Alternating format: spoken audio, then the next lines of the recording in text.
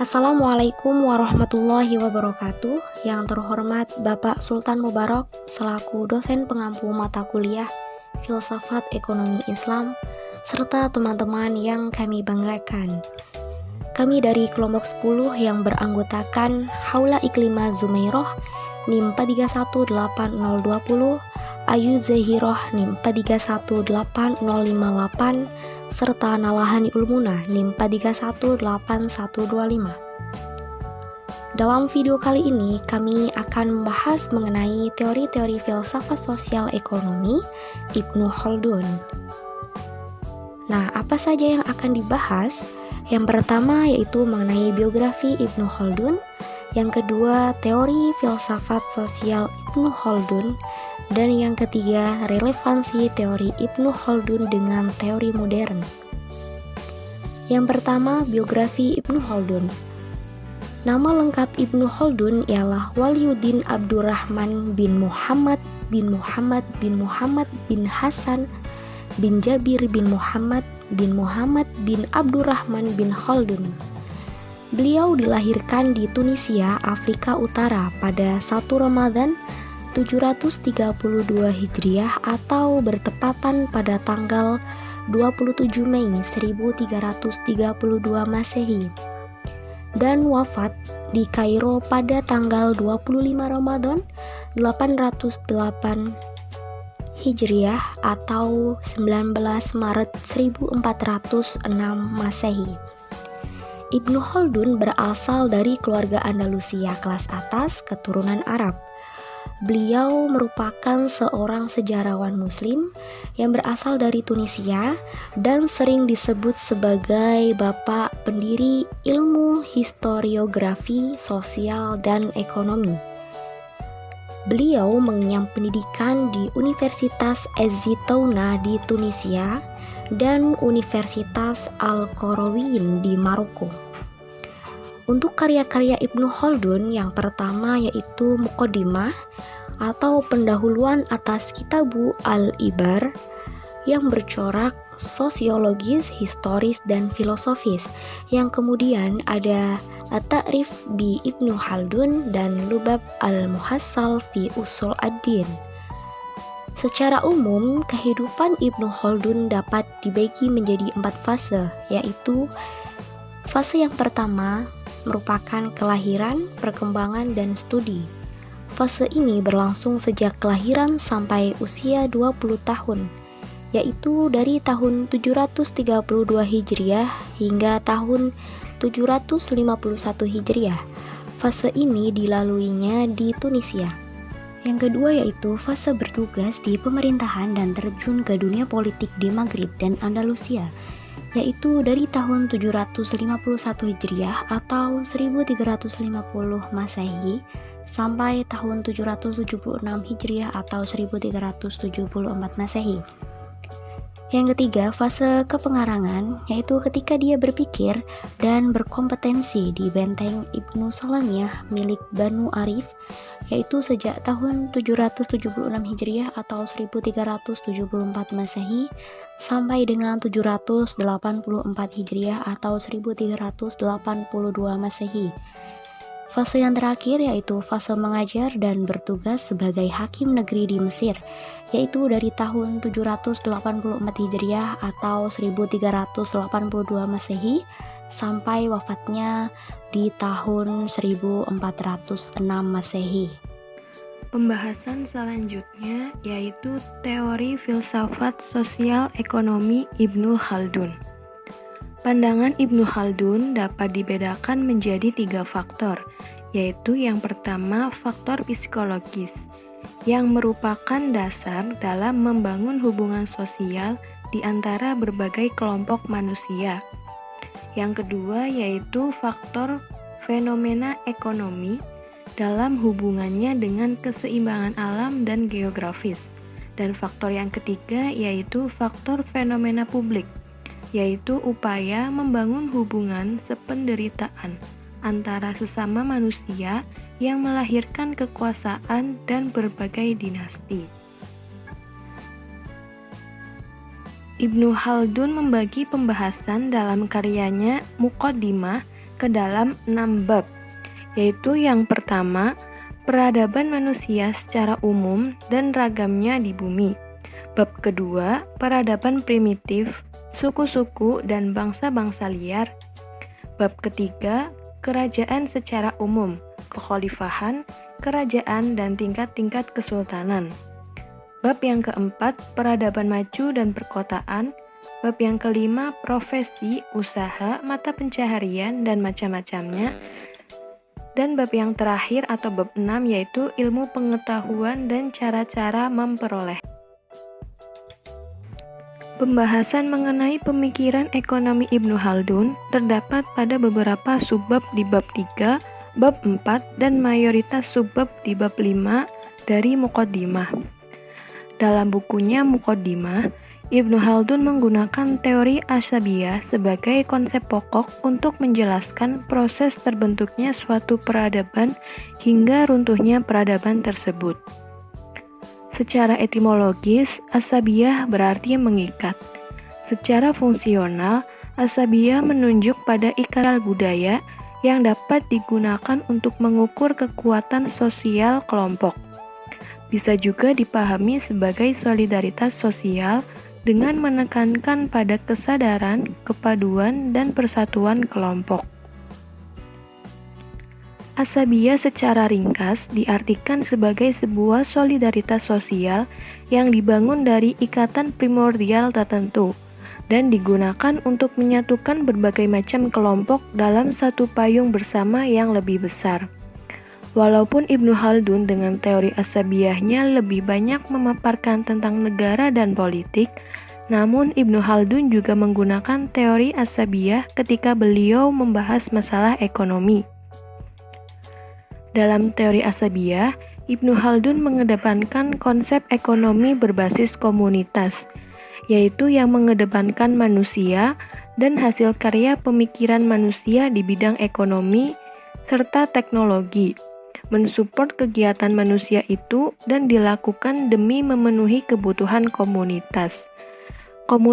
Komunitas di sini termasuk juga komunitas tradisional maupun desa, serta komunitas modern atau kota, yang Ibnu Khaldun menyebutnya sebagai badawah dan hadarah.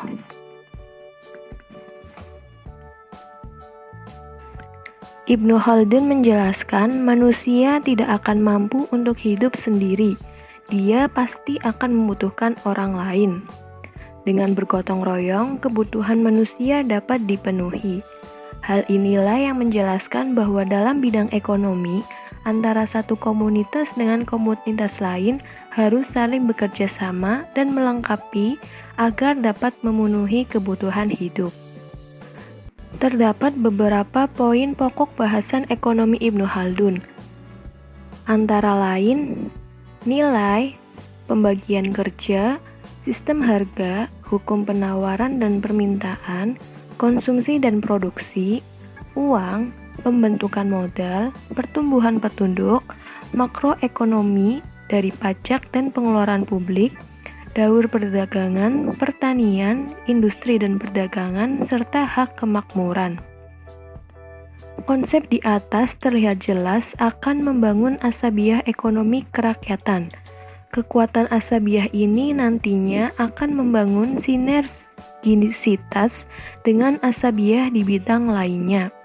Lagi-lagi, peran negara menjadi sentral dalam membangun sektor asabiyah untuk menguatkan sendi-sendi kehidupan yang memiliki nilai filosofis yang tinggi. Pembahasan selanjutnya yaitu mengenai relevansi teori Ibnu Khaldun dengan teori modern. Seperti yang disebutkan sebelumnya, Ibnu Khaldun menggunakan teori asabiyah sebagai konsep pokok untuk menjelaskan proses terbentuknya suatu peradaban hingga runtuhnya peradaban tersebut. Asabiyah sendiri mengandung makna group feeling, solidaritas kelompok, fanatisme kesukuan, nasionalisme, atau sentimen sosial, yaitu cinta dan kasih sayang seorang manusia kepada saudara atau tetangganya ketika salah satu darinya diperlakukan tidak adil atau disakiti. Hal ini memunculkan dua kategori sosial fundamental, yaitu mawaddah atau komunitas masyarakat tradisional dan hadaroh atau komunitas masyarakat modern. Menurut ilmu Haldun, asobiah yang kuat menjadi syarat kekuasaan. Jika asobiah suatu negara melemah, maka negara tersebut berada pada ancaman keruntuhan.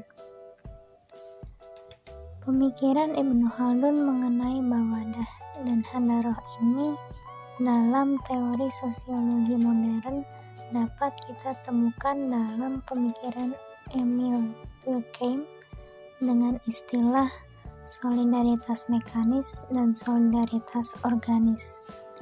Sebagaimana dijelaskan sebelumnya, selain sebagai tokoh utama dalam bidang sosiologi, Ibnu Khaldun juga membicarakan aspek-aspek ekonomi, termasuk ajaran tentang tata nilai, pembagian kerja, sistem harga, hukum penawaran dan permintaan, konsumsi dan produksi, dan sebagainya. Teori nilai. Ibnu Khaldun menyatakan bahwa nilai suatu produk sama dengan jumlah tenaga kerja yang dikandungnya. Dalam konsepnya, Ibnu Khaldun menghargai kerja manusia dalam proses produksi, sehingga gaji, upah, dan keuntungan bagi pekerja yang didapat dari hasil produksi harus sesuai dengan kualitas yang dimiliki buruh tersebut. Teori uang. Menurut Ibnu Khaldun, emas dan perak sebagai ukuran nilai. Dua logam ini diterima secara alamiah sebagai uang, di mana nilainya tidak dipengaruhi oleh fluktuasi subjektif. Oleh karena itu, Ibnu Khaldun mendukung penggunaan emas dan perak sebagai standar moneter. Hal ini sejalan dengan pendapat Al-Ghazali mengenai uang. Ibnu Khaldun menyatakan bahwa uang tidak perlu mengandung emas dan perak, tetapi emas dan perak menjadi standar nilai uang. Lalu teori harga. Harga adalah hasil dari hukum permintaan dan penawaran. Kenaikan penawaran atau penurunan permintaan akan menyebabkan penurunan harga.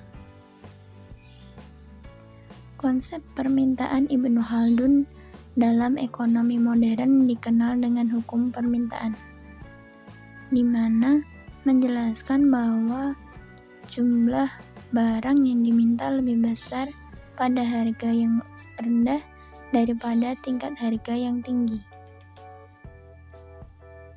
Relevansinya dapat dilihat dari dua hal, yaitu yang pertama, teori permintaan adalah hubungan antara harga dan jumlah barang yang diminta. Dan yang kedua, teori permintaan menjelaskan adanya hubungan terbalik antara harga dan jumlah permintaan.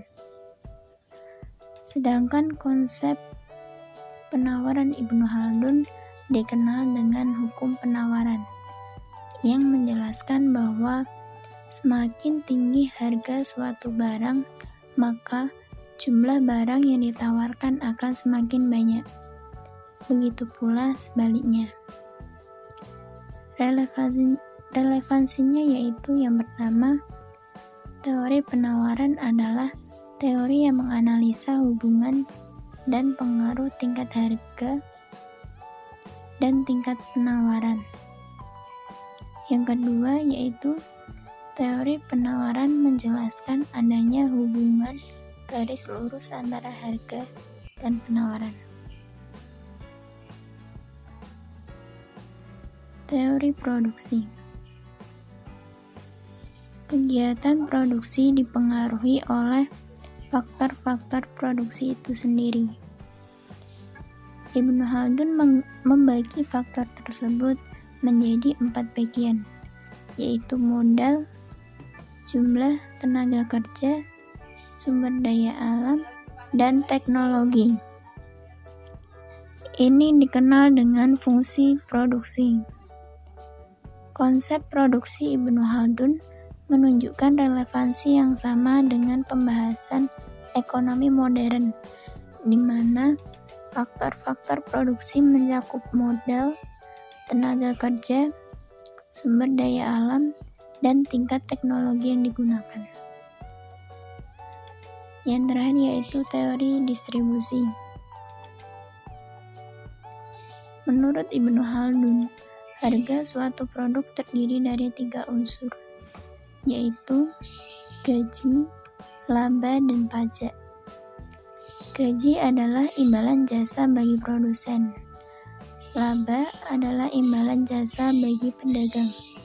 Sedangkan pajak adalah imbalan gaji bagi pegawai negeri dan penguasa. Ketiga unsur tersebut telah dipraktekkan dalam sistem ekonomi global.